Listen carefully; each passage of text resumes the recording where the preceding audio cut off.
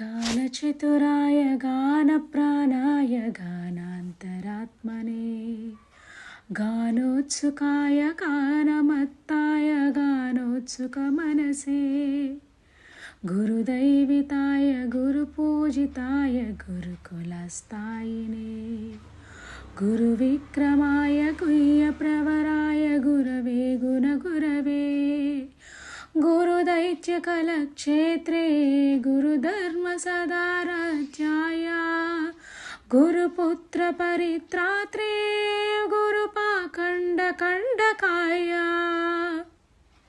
गीतसाराय गीततत्त्वाय गीतगोत्राय धीमहि